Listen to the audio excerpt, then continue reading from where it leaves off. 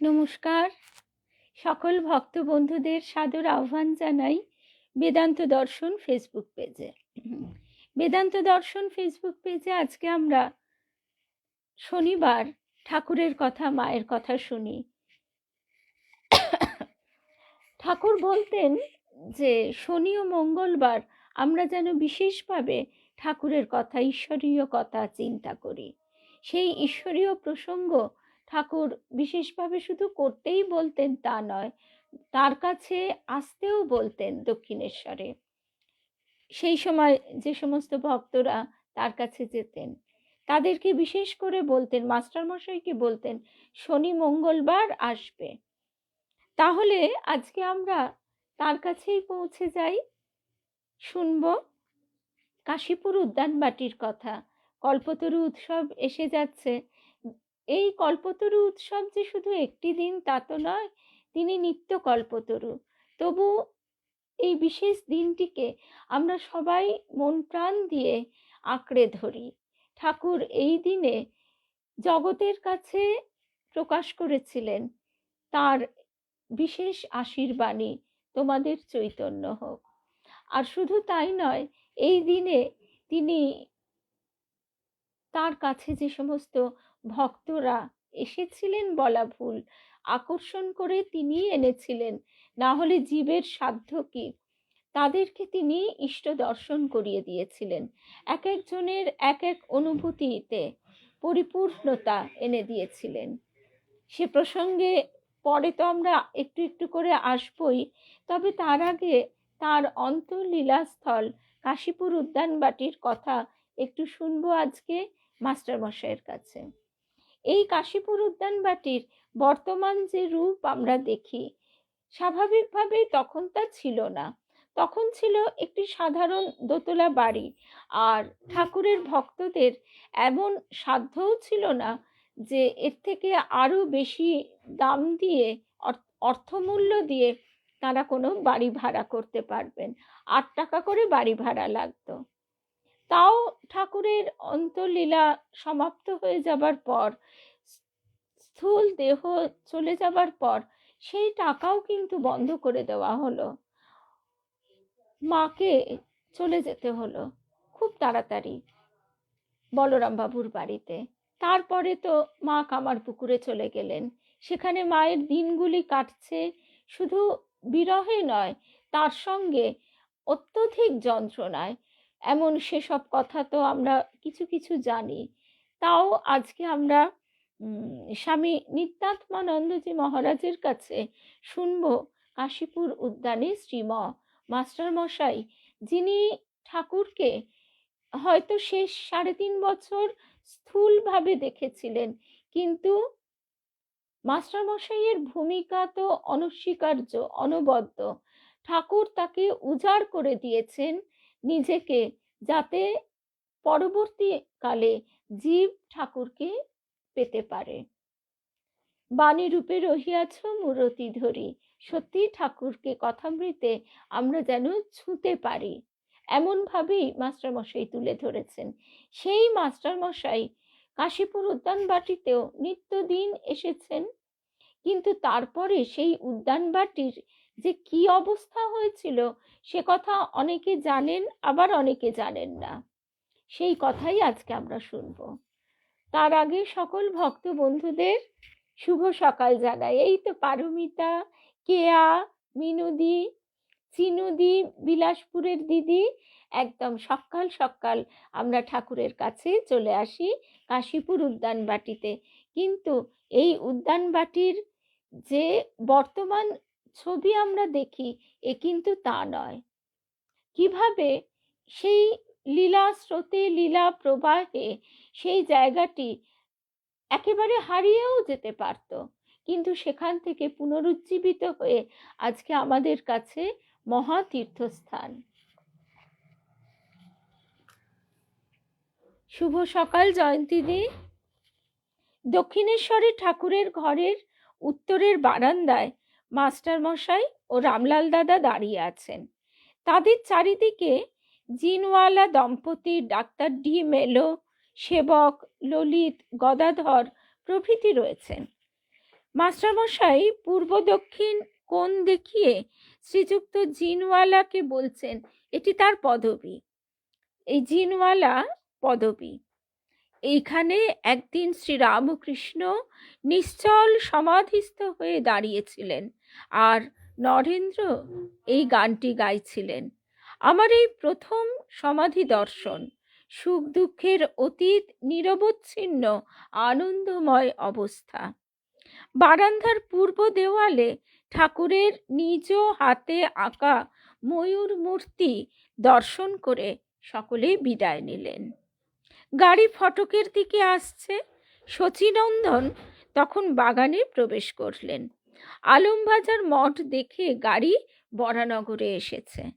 সেবক doctor D মেলোর কানে কানে বললেন, ওই ওই যে কাশীপুর মহাশ্মশান, এইখানেই ঠাকুরের স্থূল দেহ দাহ করা হয়।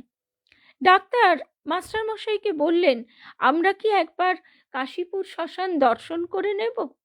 মাস্টারমশাই গাড়ির পিছনের আসনে বসে আনন্দে শ্রীযুক্ত জিনওয়ালার সঙ্গে নানা কথা কইছিলেন। এই ঘটনাটা বলতে বলতে আবারও মনে পড়ে গেল সেই দিন সকালের কথা। পারমিতাদের সঙ্গে, পারমিতা, ওর হাজব্যান্ড, আমরা তিনজনে সকালবেলা বেরিয়ে পড়েছিলাম। তখন সবই বোধ হয় লোকেদের আড়ামোড়া ভাঙছে। আর রাস্তায় বেরিয়ে দেখছি দোকানপাট প্রায় খোলেনি বললেই চলে। ওই কাগজওয়ালা, দুধওয়ালা, সবজিওয়ালারা একটু একটু করে আসছে। ঠিক এইভাবেই আমরা সেদিন ঠাকুরের কাছে কাছে কাছে ঘুরে বেরিয়েছিলাম। তো মাস্টারমশাই গাড়ির পিছনের আসনে বসে আনন্দে শ্রীযুক্ত জিনওয়ালার সঙ্গে নানা কথা কইছেন।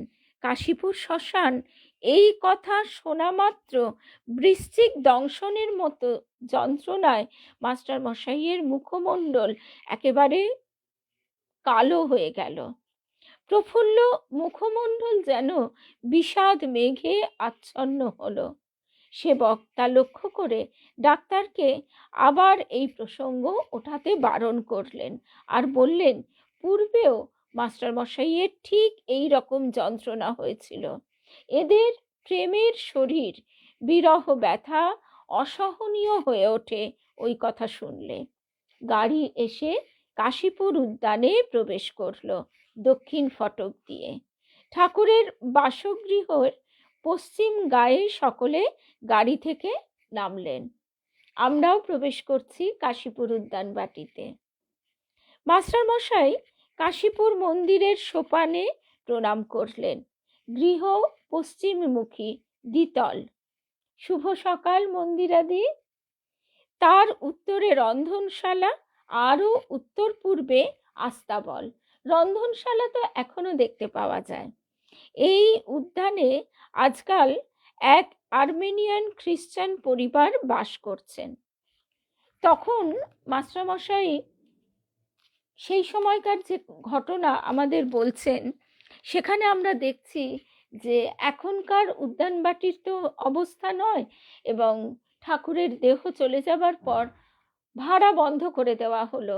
মাও চলে গেলেন বলরাম বাবুর বাড়িতে। সেই বাড়ি তো আর এমনি এমনি পড়ে থাকবে না। যাদের বাড়ি তারা আবার আর্মেনিয়ান দম্পতিকে ভাড়া দিয়েছেন। যারা এই স্থান দর্শন করতে আসে সেই আর্মেনিয়ান দম্পতি তাদের কিন্তু অনুমতি দেন। তারা বড় ভালো লোক। এই স্থান দর্শন করতে আজ পৃথিবীর সুদূর প্রান্ত থেকে লোক আসছে, আমেরিকা, ইউরোপ, অস্ট্রেলিয়া প্রভৃতি দেশ থেকে। এই মন্দিরে ভগবান শ্রীরামকৃষ্ণ রোগশয্যায় 10 মাস বাস করেছিলেন। এখানেই তার মহাসমাধি লাভ হয়। রোগোচ্ছলে ঠাকুর তার গৃহী ও ত্যাগী অন্তরঙ্গ ভক্তদের এখানেই আকর্ষণ করেন। এখানেই শ্রী ভগবানের সেবাকে আশ্রয় করে শ্রীরামকৃষ্ণ সংঘ সংঘটিত হয়।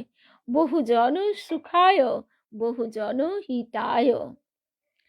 এই উদ্যানে শ্রীরামকৃষ্ণ কল্পতরু রূপে একদিন অধিকারী অনধিকারী ভেদে আগত জনগণকে নির্বিচারে আত্মদর্শন করিয়েছিলেন। এখানেই সন্দিগ্ধ নরেন্দ্রনাথকে অন্তিম শয্যায় বলেছিলেন যে রাম যে কৃষ্ণ সেই ইদানিং রামকৃষ্ণ। এইখানেই নরেন্দ্রনাথকে সর্বশক্তি প্রদান করে ফকির হয়েছিলেন। এই উদ্যান আজ পবিত্র তীর্থভূমি। ডাক্তার ডি মেলো অনুমতিপত্র পাঠালেন। ইতিমধ্যে মাস্টারমশাই সকলকে নিয়ে উত্তর দিকের ভৃত্যশালা, রন্ধনশালা প্রভৃতি দর্শন করতে লাগলেন। উত্তরের ঘর দেখিয়ে বললেন, এই রন্ধনশালা, আর এখানে থাকতেন আমাদের মা। মূল বাড়ির একতলার উত্তর পূর্ব কোণের ঘর। মূল বাড়ির একতলার উত্তর পূর্ব কোণের ঘরে মা থাকতেন। ধীরে ধীরে এসে আস্তাবলে উপস্থিত হলেন। এইখানে উত্তর দক্ষিণ লম্বমান 3টি ক্ষুদ্র প্রকোষ্ঠ আছে। অশ্বশালা, এখানে সেবকেরা থাকতেন। আর পায়ের জুতো ছেড়ে যুক্ত করে প্রণাম করে মাস্টারমশাই দক্ষিণের ঘরে প্রবেশ করলেন। কিছুক্ষণ চুপ করে দাঁড়িয়ে রইলেন, কি যেন ভাবছেন। তারপর বলছেন, একদিন সকালবেলায় এই পুণ্য গৃহে পরে যারা সর্বস্ব ত্যাগ করে সাধু হয়েছিলেন তারা তন্ময় হয়ে এই গানটি গেয়েছিলেন। কি গান? শশধর তিলক ভালে গঙ্গা জটা পরক, করে লয়ে ত্রিশূল ক্ষুদ্র বিরাজে, ভস্য অঙ্গ ছাই গলে মুন্ড মালা, ভৈরব ত্রিলোচন হরযোগী সাজে। তীব্র বৈরাগ্য তাদের, সর্বত্যাগী মহাদেব তাদের আদর্শ। বাহ্য জ্ঞান শূন্য হয়ে তারা গাইছিলেন জ্বলন্ত ত্যাগ। ভবিষ্যতের আচার্য তৈরি হচ্ছিল এইখানে। অন্য ঘরগুলির সামনে দিয়ে যুক্ত করে মাস্টারমশাই যাচ্ছেন। পূর্ব পুকুরের উত্তর পশ্চিম কোণে এসে উপস্থিত হলেন। পুষ্করিণীর দক্ষিণের ঘাটটি দেখিয়ে বললেন, এখানে আমরা এসে কখনো বসতাম। আজ সেসব দিন বিগত। এইবার ঘাটে এলেন এবং ঘাটের দক্ষিণের একটি আম গাছ দেখিয়ে মাস্টারমশাই বললেন, এর নিচে নরেন্দ্র ধুনি জ্বালিয়ে ধ্যান করেছিলেন। এই ঘাট থেকে বাগানের বড় রাস্তায় যাবার একটা পথ ছিল, এখন তার চিহ্নও নেই। এই ঘাটে বসে ভক্তগণ গরমের সময়ে ধ্যান করতেন। 37 বছর পর এবার এখানে এলুম। মাস্টারমশাই বলছেন, 37 বছর আমাদের জীবনের হিসেবে তো খুব অল্প দিন নয়, অনেকগুলো দিন। বহু সময় আমাদের হয়েছে যে আমাদের স্কুল কলেজের বন্ধুদের আমরা পরবর্তীকালে এই সোশ্যাল মিডিয়ার মাধ্যমে আবার খুঁজে পেয়েছি, আবার আমাদের দেখা হয়েছে। তখন যে অনুভূতিটা হয়েছে এও যেন ঠিক সেই রকম। মাস্টারমশাই তার পুরনো সমস্ত স্মৃতি ছবির মতো দেখতে পাচ্ছেন। ঠাকুর যেন সেখানে মাস্টারমশাইয়ের জন্য আবার তার সূক্ষ্ম রূপে সেখানেই রয়েছেন। মাস্টারমশাই বড় রাস্তায় এলেন, উদ্যানের বড় রাস্তায়। ডান হাতে মন্দির, একটি পাইন গাছ দেখিয়ে বললেন, ইনি আমাদের পুরাতন বন্ধু। এতক্ষণে মন্দির প্রদক্ষিণ হয়ে গেল। মাস্টারমশাই মন্দিরের নিচে পাদপীঠে দাঁড়িয়ে আছেন। উপর হতে অনুমতি এসেছে। ওই যে আর্মেনিয়ান দম্পতি, তাদের কাছে একটা চিঠি পাঠানো হয়েছিল, অনুমতিপত্র। সেই অনুমতি পত্রটি নিয়ে এবার তারা আসবার অনুমতি দিয়েছেন। দোতলায় আরোহণ করছেন সবাই। সোপান শ্রেণী উত্তর পশ্চিম দিকে। মাস্টারমশাই বলছেন, এই সিঁড়ি ওদিকে ছিল, পূর্ব উত্তরে মায়ের ঘরের পাশে, বদলেছে ওরা। দোতলা হলো দোতলা হলো শ্রী রামকৃষ্ণ মন্দির। মাস্টারমশাই বলছেন এটি এখন কার্পেট মণ্ডিত সাহেবদের বসবার ঘর। এরই দক্ষিণ পশ্চিম কোণে মাস্টারমশাই ভূমিষ্ঠ হয়ে প্রণাম করলেন ঠাকুরের পদপ্রান্তে। দক্ষিণে দেওয়াল, দেওয়ালে একটি বন্ধ দরজা, পশ্চিমে খড়খড়ির জানলা। মাস্টারমশাই বললেন এইখানে তার বিছানা ছিল। অর্থাৎ পশ্চিমের খড়খড়ি জানলার 3-4 হাত পূর্বে, আর দক্ষিণের দেয়ালের দিকে ছিল ঠাকুরের শিয়র। দক্ষিণের দেওয়াল থেকে 4-5 হাত উত্তরে মেঝেতে ঠাকুরের পদপ্রান্তে বসে মাস্টারমশাই কিছুকাল ধ্যান করলেন। যুক্ত কর বীরাসনে আসীন। শ্রীযুক্ত জিনওয়ালা এই দুজন ভদ্রলোকের সঙ্গে আলাপ করছেন। তারা এই বাড়িতেও থাকেন, এরাও পার্সি, সম্প্রতি এখানে এসেছেন। মাস্টারমশাই নিচে চলে আসতে চাইলেন। সেবক বললেন দক্ষিণের ঘরে অনুমতি নেওয়া আছে, চলো না চলো বলে ওই ঘরে প্রবেশ করলেন। বৃহৎ একটি আয়না উত্তরের দেওয়ালের পাশে রয়েছে। এর সামনে মাস্টারমশাই ক্ষণকাল চুপ করে দাঁড়িয়ে দক্ষিণের উন্মুক্ত ছাদে চলে গেলেন। ছাদ স্পর্শ করে প্রণাম করছেন, আর পশ্চিমের রেলিংয়ে ভর করে উদ্যান ভূমি দর্শন করছেন। বাড়ির সকলে সেখানে উপস্থিত ছিলেন, তাদের ধন্যবাদ দিয়ে সকলে নিচে এলেন। গাড়ির ফুটবোর্ডে উঠেছেন, আবার নেমে এলেন। মাস্টারমশাই ও সেবক পুষ্করিণী চত্বরে গেলেন। তারা যেন পাইন গাছটা আমাদের সেই পুরাতন বন্ধু। এবং মাস্টারমশাই আরেক জায়গায় বলছেন এই পাইন গাছ শুধু নয়, আরো যে পুরনো গাছগুলি, এরা কেউ বৃক্ষ নয়, এরা সব গন্ধর্ব দেবতা। এরা সবাই বৃক্ষরূপে শ্রীহরির, পূর্ণ ব্রহ্ম নারায়ণ শ্রী রামকৃষ্ণের লীলা দর্শনের জন্য বৃক্ষরূপ ধারণ করে পৃথিবীতে এসেছেন। মাস্টারমশাইয়ের ফিরে যাবার এতটুকু ইচ্ছা নেই, তবু তো ফিরে যেতেই হবে। বড় রাস্তা দিয়ে গাড়ি কলকাতা অভিমুখে চলতে লাগলো। মাস্টারমশাই মাঝখানে, ডানে শ্রীমতী, বামে শ্রীযুক্ত জিনওয়ালা পিছনের আসনে। মাস্টারমশাইকে জিনওয়ালা জিজ্ঞাসা করছেন প্রতিটি প্রাচ্য দেশ থেকে কি শিক্ষা লাভ করতে পারে। প্রতিটি প্রাচ্য দেশ থেকে কি শিক্ষা লাভ করতে পারে। মাস্টারমশাই উত্তর দিচ্ছেন এই মহাশিক্ষা ঈশ্বর আছেন। প্রতিটি মানে ওয়েস্টার্ন কান্ট্রি। এই মহাশিক্ষা ঈশ্বর আছেন। মানুষ তাকে দর্শন করতে পারে, তার সঙ্গে কথা কইতে পারে। ওয়েস্ট এই মহাশিক্ষা লাভ করতে পারে ইষ্ট থেকে। গাড়ি বাগবাজার স্টিমার ঘাটে এসেছে। ডাক্তার ডি মেলো নেমে গেলেন। ইনি বেলুর মঠে যাবেন। তারপর বাগবাজার রোড, কর্নওয়ালি স্ট্রিট দিয়ে গুরুপ্রসাদ চৌধুরী লেনে এলেন। মাস্টারমশাই ও সেবক নেমে ঠাকুর বাড়িতে গেলেন। এখন 8টা। মাস্টারমশাই মর্টনের 4তলার ছাদে বসে আছেন চেয়ারে। মর্টন স্কুলের মাস্টারমশাই ছিলেন তিনি। বেঞ্চিতে ভক্তগণ বসে আছেন।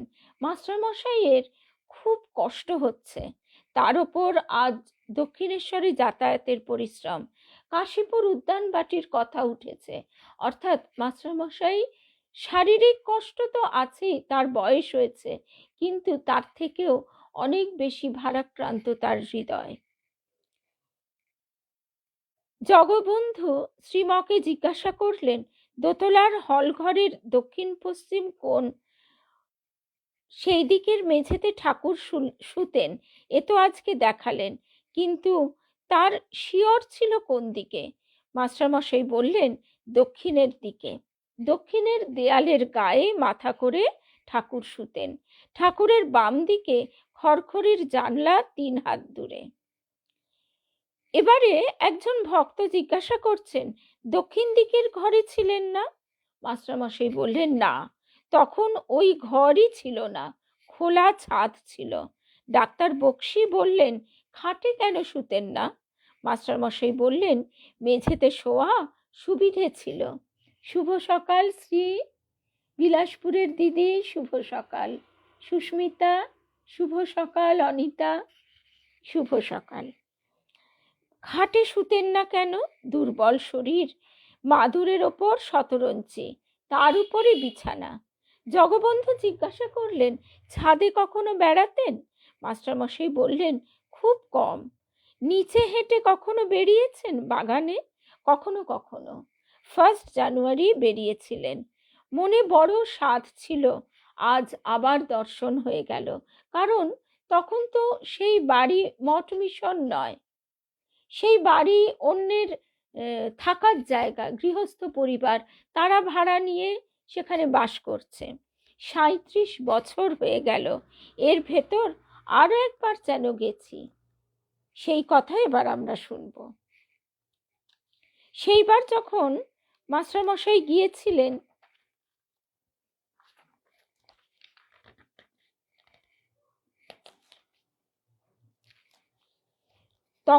তখনকার কথা এই রকম।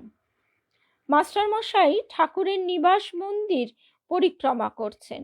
মন্দির ডান হাতে, আগে শ্রীম আর পিছনে সাহেব ও ভক্তগণ। আজকাল এখানে ওই যে আর্মেনিয়ান খ্রিস্টান ভদ্রলোক বাস করেন, তিনি নিচে নেমে এসে ডাক্তার বক্সির সঙ্গে কথা বলছেন। ডাক্তার মাস্টারমশাইকে বাংলায় বললেন, এদের পাদ্রী আপত্তি করছেন ছবি রাখতে। অর্থাৎ তারা একমাত্র যীশু খ্রিস্টকে পূজা করে। তারা মনে করেন যে আর কোনো ধর্মের কোনো অবতারকে তারা পুজো করবেন না। শুধু এইটুকুই নয়, তারা তাদের ছবি পর্যন্ত রাখবেন না। অথচ আমরা সেই দিনই শুনছিলাম ঠাকুর স্বয়ং কিভাবে বলছেন, তিনি যিশু, এক এক ঠাকুর বলছেন। তারপরে ভক্তদয়াল মিশ্র, তিনি বলছেন তিনি জেসাস রূপে। তিনি তো আমরা শুনেছিলাম সেদিন যে তিনি বংশানুক্রমে ভারতীয় হিন্দুই ছিলেন, কিন্তু সেই সময়কার যে একটা সামাজিক পট পরিবর্তন, সেই সামাজিক পট পরিবর্তনে অনেককে বাধ্য হয়ে, যারা সরকারি কর্মচারী, তাদের বাধ্য হয়ে অনেক সময় ধর্মান্তরিত হতে হতো। নবাবী আমলে ইসলাম ধর্ম, কোম্পানির আমলে খ্রিস্টান ধর্ম তারা গ্রহণ করতে বাধ্য হতেন, কিন্তু মনে প্রাণে অন্তরের অন্তঃস্থলে তারা তো কেউ ভুলে যেতে পারতেন না। ঠিক যেমন আমরা শ্রী এমন একজন সাধকের কথা এর আগে শুনেছিলাম, তার কথা দিয়ে আজকে আমরা শেষ করব, কারণ তার কথা খুব মর্মস্পর্শী এবং খুব আকর্ষণীয়। তো সেই শ্রী তিনি কেরালায় জন্মগ্রহণ করেছিলেন।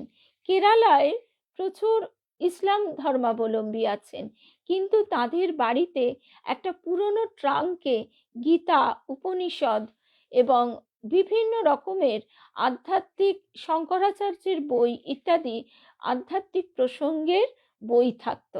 শুধু তাই নয়, সেই শ্রী এর যিনি দাদি, তিনি যেমন একদিকে ইসলাম ধর্মের সুফি সাধকদের কাহিনীগুলি বলতেন, তেমনি এই সমস্ত কথাও, রামায়ণ মহাভারতের কথাও কিন্তু তিনি জানতেন এবং শ্রী কে এসব কথা শোনাতেন। একদম শুভ সকাল মিতা। তা সুতরাং সেখানেও আমরা বুঝতে পারছি যে তারা সেই সময়কার নবাবের আমলে,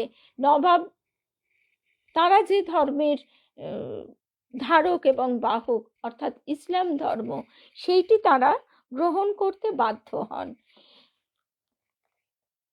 তা এখানে আমরা দেখছি যে সেই পাদ্রী আপত্তি করছেন ঠাকুরের ছবি রাখতে।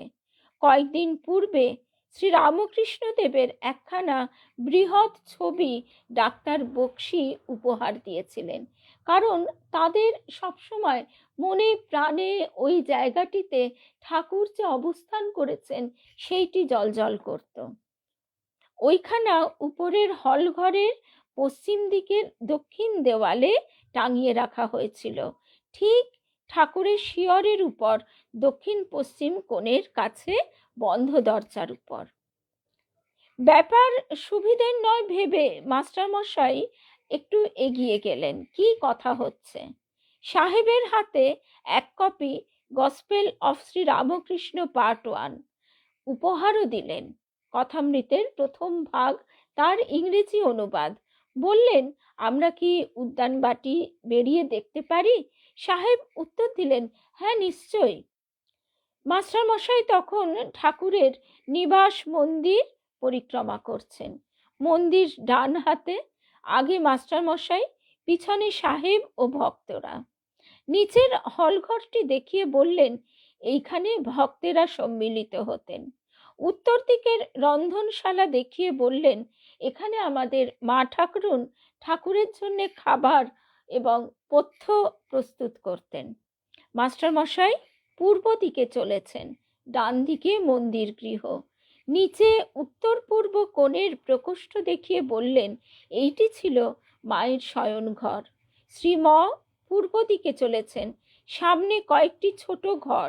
উত্তর পূর্ব দিকের একটি ঘর দেখিয়ে বললেন, এটি ছিল অশ্বশালা, আর এই ঘরে ভক্তরা তপস্যা করতেন। পূর্ব দিকের ঘরটি দেখিয়ে বললেন, এখানে একদিন নরেন্দ্র ধুনি জ্বেলেছিল। শ্রীম গুনগুন করে গান গাইতে লাগলেন, তাথইয়া তাথইয়া নাচে ভোলা। এই ঘরে একদিন যারা সর্বস্ব ছেড়ে সন্ন্যাস ব্রত গ্রহণ করবেন, তারা জগৎ ভুলে গিয়ে দিব্যানন্দে নৃত্য করেছিলেন। তাদের কণ্ঠে ছিল সর্বত্যাগের প্রতীক সন্ন্যাসীদের আদর্শ শিবের স্তুতি। তাদের হৃদয় মন ছিল তখন বৈরাগ্যের প্রদীপ্তানলে পূর্ণ। গানটিতে বলা হয়েছে, বিশ্বের প্রভু শিব ব্রহ্মানন্দে নৃত্য করছেন, তিনি বাস করেন শ্মশানে। এর অর্থ এই, শিব সর্বত্যাগী, সম্পূর্ণ ত্যাগী। এই গানটি রচনা করেছেন তাদের নেতা ভবিষ্যতের স্বামী বিবেকানন্দ। তাদের পরিধানে কৌপিন মাত্র। শ্রীম মাস্টারমশাই এই কথা চিন্তা করছেন আর গাইছেন, তাথইয়া তাথইয়া নাচে ভোলা, বম বম বাজে গাল, ডিমি ডিমি ডিমি ডমরু বাজে, দুলিছে কপাল মাল। মাস্টারমশাই তারপর পূর্ব পুকুরের দক্ষিণের ঘাটে এসে উপস্থিত হলেন। বললেন, এখানে গরমের দিনে আমরা এসে বসতাম। তারপর উদ্যানের বড় রাস্তার দিকে এসেছেন। এখানে উদ্যানের অধিবাসী সেই সাহেবকে মাস্টারমশাই দু হাত জড়িয়ে ধন্যবাদ দিলেন। তারপর ভক্ত সঙ্গে রাস্তা ধরে ফটকের দিকে আসছেন। পারমিতা, এইবার সেই কথাটি। রাস্তার মোড়ে পূর্ব দক্ষিণ কোণে একটি বৃক্ষ আছে। এইটি একটি প্রাচীন স্মৃতির বাহক। এর গায়ে শ্রী রামকৃষ্ণের দেহের বায়ু স্পর্শ রয়েছে। মাস্টারমশাই তিনি কবি প্রকৃতির, ভাবুক ছিলেন। সুতরাং তার প্রত্যেকটা বর্ণনার মধ্যে শুধু এই স্থূল যে চোখে আমরা দেখতে পাই তা নয়, তার অন্তরালে যে স্পন্দন, সেই স্পন্দনটিও তিনি সবসময় আমাদের কাছে তুলে ধরেছেন। কথামৃতেও সেটা আমরা পাই। মাস্টারমশাই বলছেন, রাস্তার মোড়ে এই প্রাচীন স্মৃতির বাহক এই গাছটি, এর গায়ে শ্রী রামকৃষ্ণের দেহের বায়ু স্পর্শ রয়েছে। মাস্টারমশাই এবার সেই গাছটিকে সশ্রদ্ধ স্পর্শ করলেন আর প্রেমে আলিঙ্গন করলেন। বৃক্ষটি শ্রী রামকৃষ্ণকে দর্শন করেছিল। শ্রীম বললেন, দক্ষিণেশ্বর ও কাশীপুর উদ্যানের প্রতি ধূলিকণা পবিত্র। দক্ষিণেশ্বর ও কাশীপুর উদ্যানের প্রতি ধূলিকণা পবিত্র। বৃক্ষাদি দেবতা ও ঋষিগণের ছদ্মমূর্তি। বৃক্ষাদি দেবতা ও ঋষিগণের ছদ্মমূর্তি। অবতার লীলা সম্ভোগের জন্য তারা এখানে বৃক্ষরূপে দাঁড়িয়ে আছেন, নিজেদের স্বরূপ গোপন করে। কি অপূর্ব কথা! পথের ধুলায় ছড়িয়ে আছে শ্রীহরিচন্দন। মাস্টার মশাই রাস্তার মোড়ে নেমে এলেন। রাস্তার মোড়ে এসে হঠাৎ তার ভাবান্তর হলো। মন অন্তর্মুখীন, চক্ষু ছলছল। কিছুক্ষণ পর বললেন, এই টার্নিংয়ে কত কাণ্ড হয়ে গেছে। একদিন বুঝি ঠাকুরের শরীর একটু ভালো ছিল, ওপর থেকে নেমে হেঁটে হেঁটে এখানে এসেছিলেন। তখন বিকেল বেলা। সেই দিন ছিল 1 জানুয়ারি, ছুটির দিন। তাই কলকাতা থেকে অনেকে এসেছেন, গিরিসাধী ভক্তগণ। সকলে ঠাকুরের সঙ্গে সঙ্গে চলেছেন। ঠাকুর দাঁড়ালে একে একে সকলে তাকে ভূমিষ্ঠ হয়ে প্রণাম করতে লাগলেন। পাদ পদ্ম স্পর্শ করে ঠাকুর বললেন, তোমরা চৈতন্য হও। ভূমিষ্ঠ প্রণাম করে যেই পাদ পদ্ম স্পর্শ করেছে, অমনি ভক্তদের হৃদয় পদ্ম বিকশিত হয়ে উঠতে লাগলো। এখন হৃদয় পদ্ম বিকশিত হওয়া কেমন, সে তো আমরা জানি না কেউ। কেমন অনুভূতি হয়? আমাদের যদি কিঞ্চিত মাত্র অনুভূতি হয়, কিঞ্চিত মাত্র আনন্দ যদি আমাদের ভিতরে তিনি জাগিয়ে দেন, তাহলেই আমরা ধন্য। মাস্টার মশাই দাঁড়িয়ে আছেন, যেন তার ইষ্ট দর্শনে আনন্দে অভিভূত হয়ে দেহ স্থির হয়ে গেছে, নয়ন স্থির, মন অন্তরে নিবদ্ধ। ঠাকুর যেখানে দাঁড়িয়েছিলেন, মাস্টার মশাই অভিভূতের মতো সেই পুণ্য ভূমি 2 হাতে স্পর্শ করে মাথায় স্থাপন করলেন সেই পবিত্র ধূলিকণা। ভক্তরাও আজ আবার একে একে ভগবৎ চরণ স্পৃষ্ট পরম পবিত্র সেই ভূমিখণ্ডে ভূমিষ্ঠ হয়ে প্রণাম করতে লাগলেন, আর সেই দৈবী চরণ ধুলা শিরে মস্তকে ধারণ করলেন। মাস্টার মশাই তারপর ফটকের দিকে চলেছেন।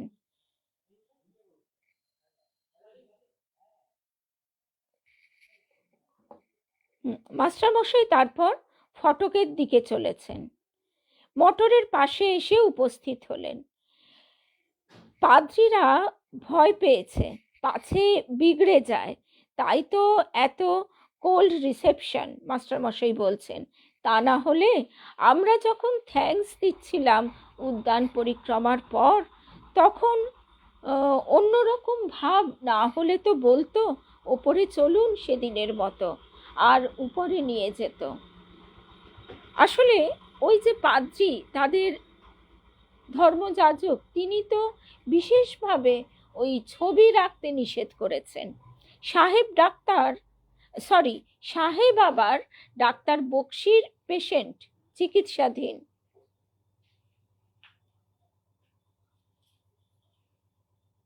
আহা গো, একদমই সত্যি তাই, সত্যি তাই।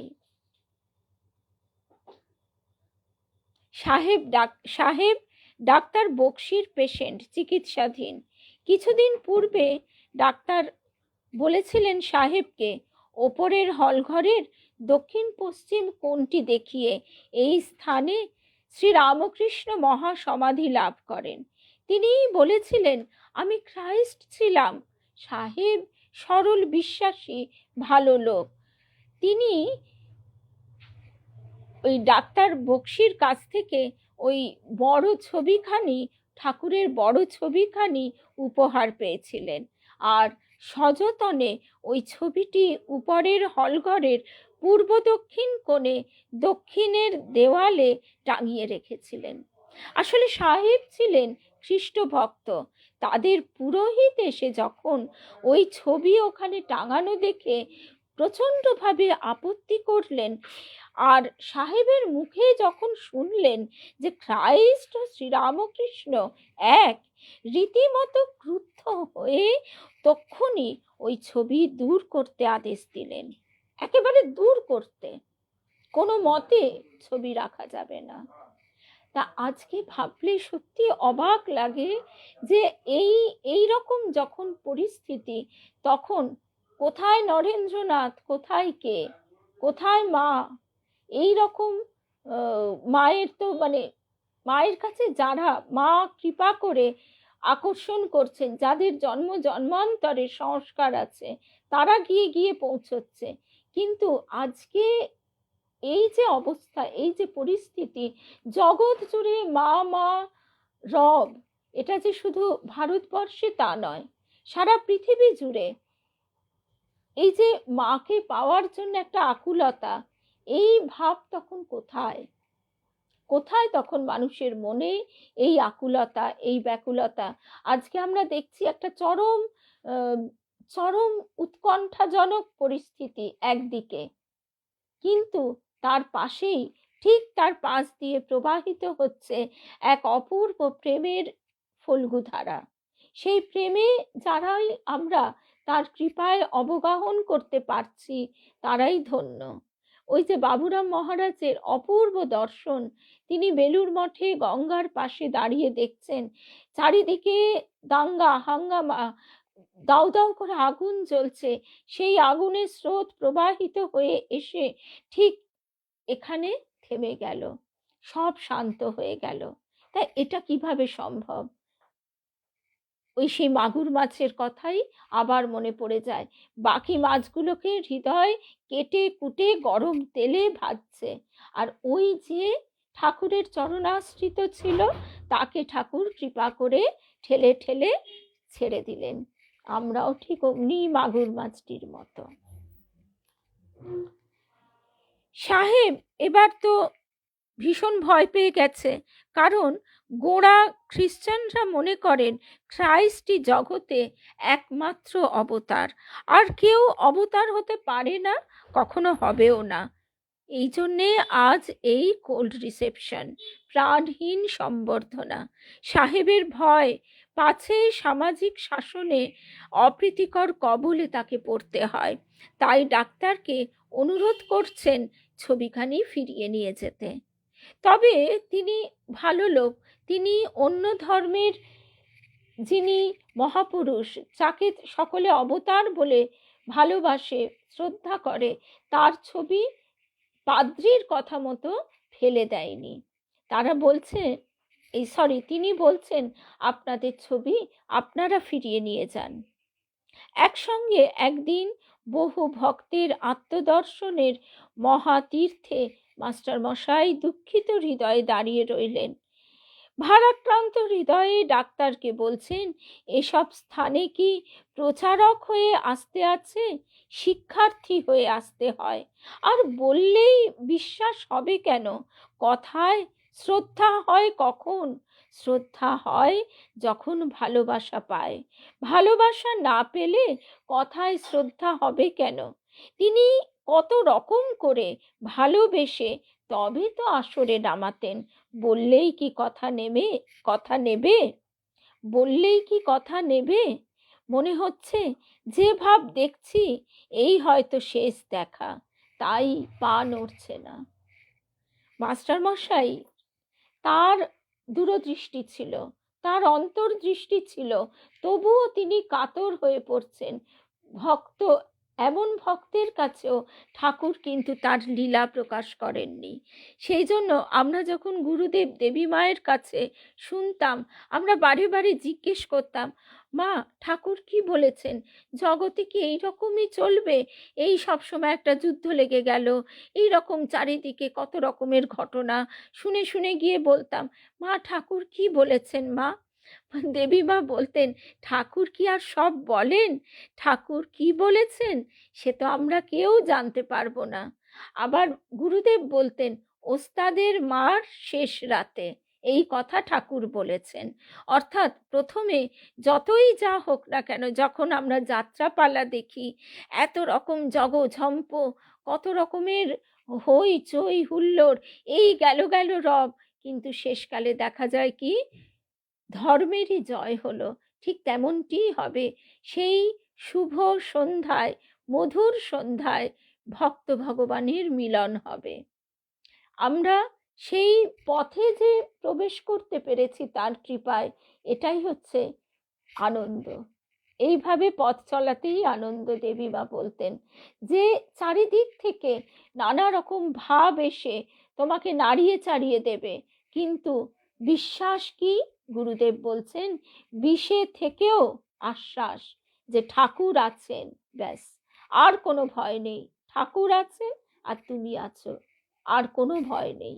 এই বিশ্বাসটা যেদিন দৃঢ় হবে, সেদিন জগতে ভয় বলে আর কিছু থাকবে না। তো এই অবধি আজকে শুনলাম।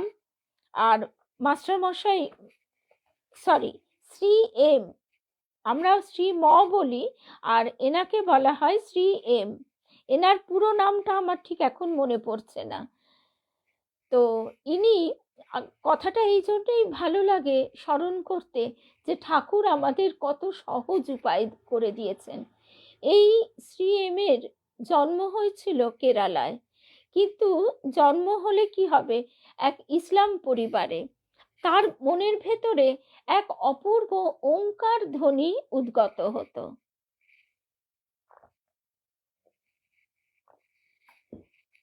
খুব শিশুকাল থেকেই। আর তিনি এক অপূর্ব জ্যোতি দেখতে পেতেন। আর যখন ওই 4-5-6 বছরের ছোট ছেলেরা খেলাধুলো করত, তার কিন্তু সেই খেলাধুলো করতে ভালো লাগতো না। তিনি চুপ করে দাঁড়িয়ে আছেন। হঠাৎ একদিন এক বিকট দর্শন সাধুকে দেখলেন। তাকে দেখে, মানে ওই শ্রী এম কে দেখে তিনি বললেন, ও তুই এখানে এইভাবে এসেছিস, আচ্ছা, বলে অট্টহাস্য করতে করতে যেমন হঠাৎ এসেছিলেন, তেমনি হঠাৎই কোথায় চলে গেলেন। তিনি কিছু বুঝতেই পারলেন না। কিন্তু তারপর থেকে কি হলো, রাত্রিবেলাটা তার কাটতো একেবারে অন্যরকম ভাবে। তিনি তার দাদিমার কাছে রাত্রিবেলা শুতেন, দাদিমার কাছে রামায়ণ, মহাভারত, গীতা, উপনিষদের কাহিনী শুনতেন, শুনতেন সুফি সাধকদের বলা অনেক গল্প।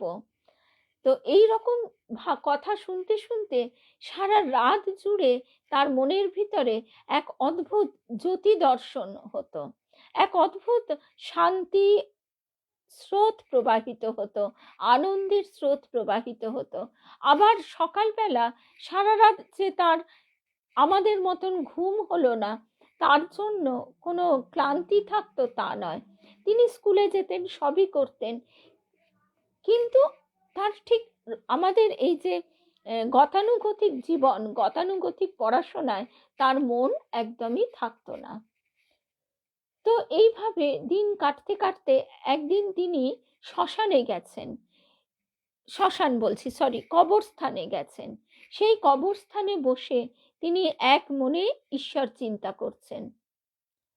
আর হঠাৎই আবার সেই সাধুকে দেখছেন, সেই জটাজুটোধারী বিকট দর্শন সাধু অট্টহাস্য করতে করতে এসে বলছেন, কিরে, তুই এখানে বসে কি ভাবছিস? তোর তোর মন এখন আজ্ঞা চক্রে আছে, তোর মন আজ্ঞা চক্রে আছে। অনেকের মন অনেক চক্রে থাকে, বিভিন্ন জনের মন হৃদয় চক্রে থাকে, সাধারণ জীবের মন তার নিচে। অর্থাৎ ঠাকুর যেমন কথামৃতে বারবার বলছেন, ওই নাভি, কি যেন বাবা কথাটা, মানে শুধুমাত্র ওই নাভির নিচে খাওয়া, জন্ম দেওয়া, আরাম, এইগুলোর মধ্যেই আমাদের মন ঘোরাফেরা করে। এই 3টি চক্রেই আমাদের মন থাকে। আহার, নিদ্রা, মৈথুন ছাড়া সাধারণ জীব উচ্চ চিন্তা করতে পারে না। হৃদয় চক্রে যখন মন ওঠে, তখন সেই মন যদি জাগতিক দিকে প্রবাহিত হয় তাহলে সেটি হচ্ছে আবেগ। দেবীমা সবসময় বলতেন আবেগ থাকলে চলবে না। আর সেই আবেগই যখন ঊর্ধ্ব দিকে উঠতে থাকে তখন সেটিকে বলা হয় ভক্তি। আমাদের গুরুদেব তাই বলতেন ঐহিক মানে জাগতিক প্রেমের পথে ঘা খেয়ে চলতে চলতে সত্যকারের প্রেমের পথটি চিনে নাও। আমরা বহু সময় আবেগ দ্বারা তাড়িত হই, কিন্তু আবেগ নয়, একমাত্র ভক্তি লাভ করাই হচ্ছে আমাদের জীবনের উদ্দেশ্য। তো তারপরে এই রকম কথার পর তিনি আবারও অদৃশ্য হয়ে যান। তারপর 18 বছর বয়সে শ্রী এম আর ঘরে থাকতে পারেন না। তিনি ইতিমধ্যে মহর্ষি রমন, গীতা, উপনিষদ, শ্রী অরবিন্দের দ্য লাইফ ডিভাইন এবং আরো অন্যান্য প্রসঙ্গ সমস্ত কিছু অনুধ্যান করেছেন। তারপর তিনি বেরিয়ে পড়েন হিমালয়ের উদ্দেশ্যে, কারণ তিনি বুঝেছিলেন এই হিমালয় থেকেই তার ঈশ্বরীয় পথে অগ্রসর হওয়া। হিমালয়ের পথে যাবার সময়ও তিনি অদ্ভুতভাবে এত সুন্দর যোগাযোগ লাভ করেন যে খুব সহজেই তিনি পৌঁছে যান সেখানে। এবং সেখানে যাওয়ার পর হঠাৎ এক সাধুর দর্শন পান, যে সাধু তাকে ইতিপূর্বে দুবার দর্শন দিয়েছেন। তিনি তখন বলেন মধু, শ্রী এম, এম মানে তার নাম ছিল মধু, মধু মধু করে ডাকতে থাকেন। মধু যদিও তার পূর্ব জন্মের নাম ছিল, এই জন্মে তো তার মুসলমান ধর্মে জন্ম লাভ হয়। তো সেই মধু মধু ডাক শুনে তিনি এগিয়ে যান এবং সেই সাধুকে দেখেন। সেই সাধু তখন তাকে বলেন যে দেখো, চিনতে পারছো? তিনি তখন সেখানে একটি আসন এবং একটি যজ্ঞ কুণ্ড দেখে হঠাৎ তার মনে সমস্ত কথা এসে যায়। আর সেই সাধুর স্পর্শে তখন তিনি পূর্বজন্মের ছবিগুলি একের পর এক দেখতে থাকেন। তখন তিনি দেখেন তিনি পূর্বজন্মে ঠিক এরকমই একজন সাধক ছিলেন। মাত্র 19 বছর বয়সে তিনি সাধনার অনেকটা সিদ্ধি লাভ করবার পর তিনি যখন স্বাধীনভাবে সাধনা করবার পথে অগ্রসর হলেন, তখন তার গুরু বলে গিয়েছিলেন যে তুমি সাধনা করতে থাকো, আবার ঠিক সময়ে আমি তোমাকে মানে দর্শন দেব, আবার আমাদের ঠিক সময়ে দেখা হবে। তা সেই রকম তিনি একদিন গিরি গুহায় সাধন করছেন। হঠাৎ এক মুসলিম ফকির, সুফি সম্প্রদায়ের এক মুসলমান ফকির এসে তার নোংরা জামা কাপড় এসে তার চরণে পতিত হয়। তাই দেখে তিনি ঘৃণায় ছিটকে উঠে বলেন, ছি ছি, তুমি এ কি করলে? কিন্তু সেই সুফি সাধক বলতে থাকেন যে না, আপনি আমাকে কৃপা করুন, আমার গুরু বলেছেন আপনার কথা, যে ওইখানে তিনি আছেন, আপনাকে বহু খুঁজতে খুঁজতে এসে আমি পেয়েছি, আপনি আমাকে কৃপা করে পথ দেখান। কিন্তু তিনি কোনো মতে রাজি হন না। শেষে বলেন সেই সুফি সাধক, আপনি যদি আমায় কৃপা না করেন তাহলে কিন্তু আমি এখান থেকে ঝাঁপ দিয়ে অলকানন্দার জলে দেহ ত্যাগ করব। তিনি ক্রুদ্ধ হয়ে বলেন তাই করো। তিনি মুহূর্তে সেই কাজই করেন। সেই কাজ করবার সঙ্গে সঙ্গে তার গুরু তাকে আবার এসে দর্শন দিয়ে বললেন, এ তুমি কি করলে? তুমি এতদিনের সব সাধনার ফল নষ্ট করে ফেললে। তুমি ঘৃণা থেকে, ক্রোধ থেকে নিজেকে মুক্ত করতে পারোনি। সুতরাং তোমার সব সাধনা তো নষ্ট হলোই, এখন তুমি কি করবে বলো? তখন তিনি গুরুর চরণে পতিত হয়ে ক্ষমা ভিক্ষা করলেন। তখন গুরু বলছেন যে দেখো, জগতের নিয়ম বদলাবে না, তবে আমি তোমাকে এইটুকু সাহায্য করতে পারি, তোমাকে যে পদ্ধতি শিখিয়েছি তুমি তোমার ব্রহ্মরন্ধ্র ভেদ করে প্রাণবায়ু বার করে দাও, তারপরে তোমার জন্ম হবে।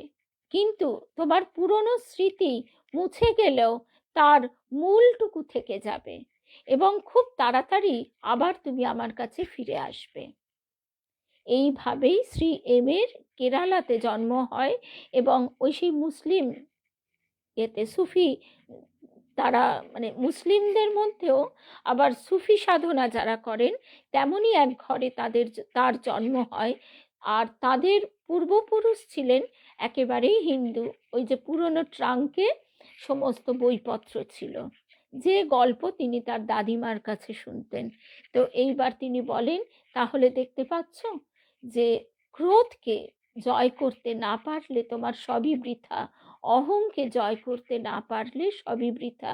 তুমি আবার শুরু করে দাও, তোমাকে আমি দীক্ষা দেব।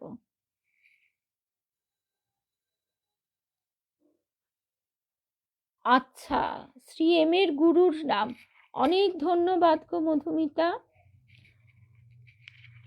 আমি তো এটা কনসাইজড একটা লেখা পড়েছিলাম, পুরো বইটা আমি পড়তে পারিনি, মানে আমার কাছে নেই।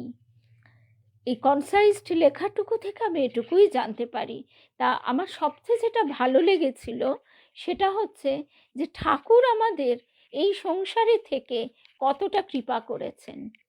এবং আমাদের গুরুদেব সবসময় বলতেন, সংসার হচ্ছে শিক্ষাক্ষেত্র, এখানে তুমি পরের বাড়ির দাসীর মতো থাকো, ঠাকুর যে কথা বলেছেন।